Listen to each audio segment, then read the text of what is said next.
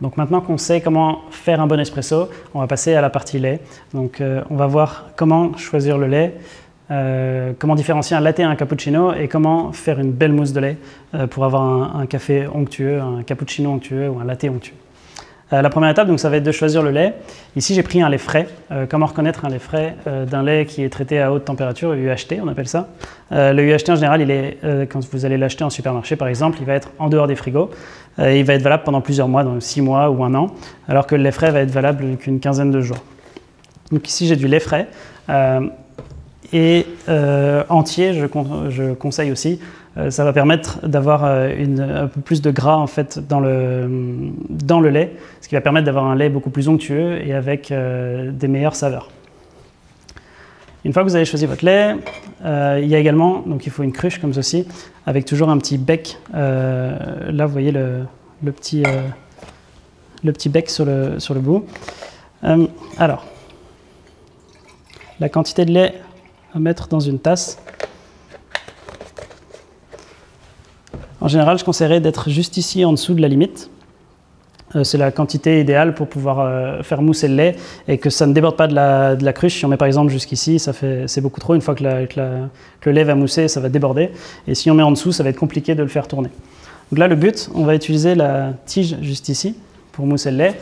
Ce qu'on va vouloir faire, c'est faire monter un tout petit peu le lait, donc incorporer de l'air à l'aide de la buse à vapeur et de créer des bulles qui sont microscopiques, donc on ne va quasiment pas voir à l'œil nu.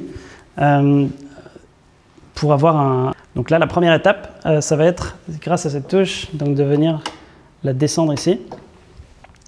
Vous voyez ici le petit bouton qui clignote, c'est-à-dire que la buse à vapeur va se lancer. Juste venir extraire le début. Il peut y avoir de l'eau qui est stockée tout en dessous de la tige, de l'humidité ou bien encore du lait si vous avez fait un cappuccino ou un latte juste avant. Donc voilà, là on entend que c'est extrait. Juste quelques secondes et ensuite toujours venir essuyer et bien en dessous aussi. Une fois qu'on a fait ceci, on va venir placer la cruche en face. On va mettre la tige complètement à l'intérieur du lait. Et ce qu'on va faire, c'est de mettre la tige, donc le lait est à ce niveau-là, si on voit depuis l'extérieur, de mettre le lait juste à la surface de la tige. C'est à ce moment-là où on va entendre un son un petit peu plus, un peu différent, et c'est là où l'air va s'incorporer avec le lait, et le lait va mousser tout doucement. Donc, on commence avec la tige complètement à l'intérieur du lait. On ouvre ici. Donc là, la petite touche clignote. On voit la vapeur qui va arriver d'ici quelques secondes. Dès que ça se lance, on va venir à la surface du lait et on entend le bruit qui change, comme ceci. Là, il faut rester bien à la surface du lait pour créer des micro-bulles. Si on descend trop, par exemple, on va commencer à créer des bulles qui sont vraiment grosses et qui ne seront pas agréables ni à la vue, ni au goût. Donc là, le but, c'est de créer de la mousse.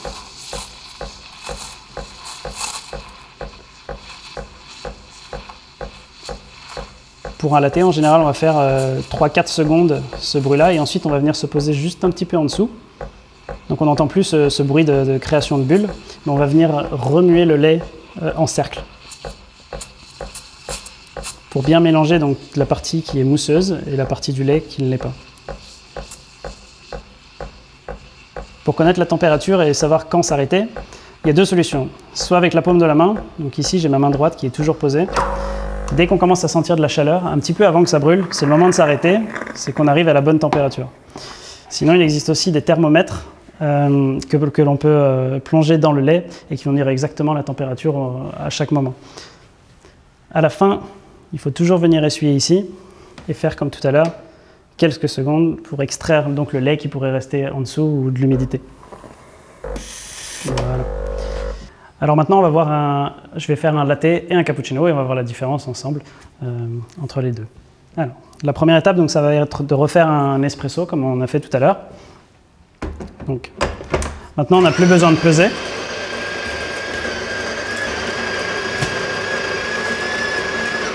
Donc on n'a plus besoin de peser parce que la recette a été faite. Donc on a réglé la mouture, la quantité de café et on a appuyé sur la touche maille pour avoir la bonne dose d'eau qui passe pour faire le café.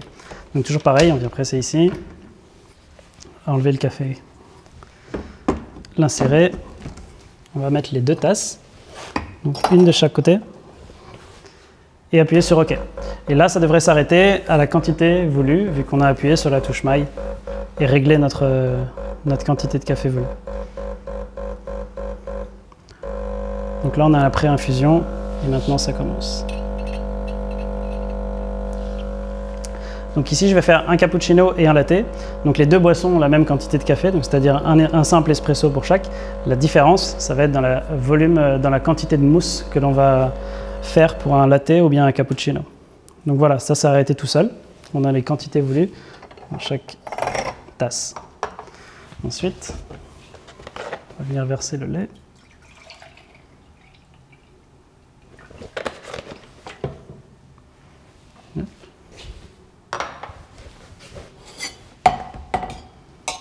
Donc, on lance le lait ici. On voit le petit signal qui s'allume. Donc là, on commence avec la tige bien au fond de la cruche. Dès que ça commence, on vient à la surface. On va commencer par un latte. Pour le latte, on va faire 3 à 4 secondes. Créer de la mousse. Et ensuite redescendre un tout petit peu. Pour juste faire tourner le lait, comme je l'ai expliqué, mais ne pas créer de mousse supplémentaire. Donc ce qu'il faut, c'est trouver l'angle ici, le meilleur angle où on voit le lait bien tourner dans la cruche.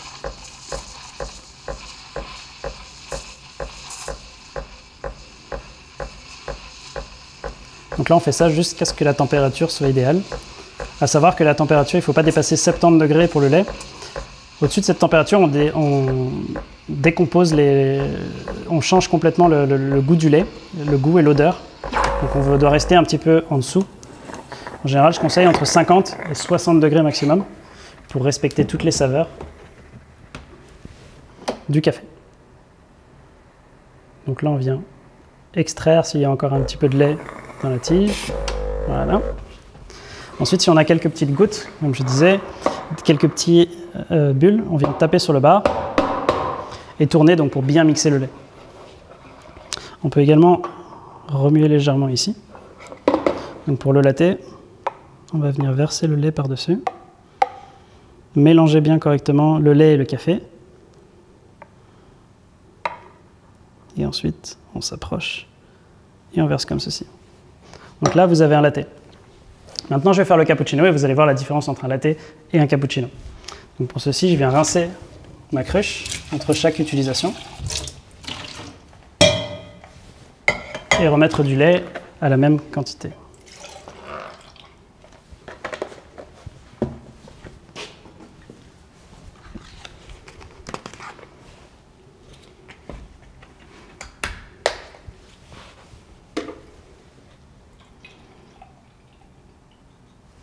Donc là, on va faire exactement la même chose, sauf qu'ici, on va avoir un peu plus de mousse. La grande différence entre le latte et le cappuccino, ça va être la quantité de mousse qu'il y a au-dessus.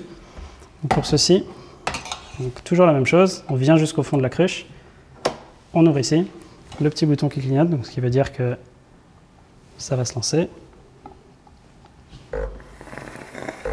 Là, on peut descendre jusqu'à la surface, on entend le bruit qui change. Et cette fois-ci, on va rester plus longtemps dans cette position pour créer une mousse un peu plus épaisse.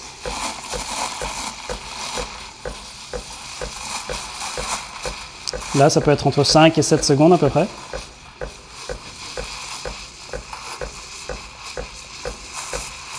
Une fois qu'on a la quantité de mousse désirée, la seule chose à faire est de trouver donc l'angle pour que le lait tourne bien dans la cruche.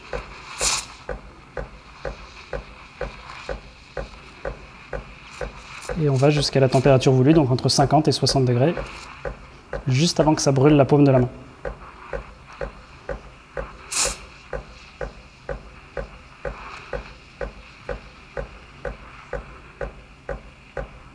Voilà, donc là on peut éteindre, toujours venir essuyer ici et réouvrir pour extraire encore le lait qui peut rester dedans ou un petit peu d'humidité. Là pareil, on a encore des grosses bulles qui sont présentes. On vient taper contre le bar, remuer pour bien mélanger la mousse et ce qui n'est pas mousseux.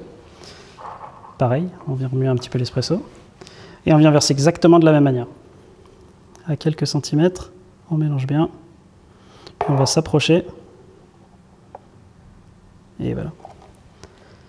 Là, il n'y a plus qu'à attendre quelques secondes, le temps que le lait et le café se mélangent. Et on va voir la différence. Donc là, on peut déjà voir sur le latte la mousse qui est très fine, donc qui fait un peu moins d'1 centimètre. Et sur le cappuccino, on va voir que c'est à peu près le double ou le triple. Ça commence à apparaître. Donc là, on voit l'épaisseur qui est un peu plus de 2 cm entre le latte et le cappuccino.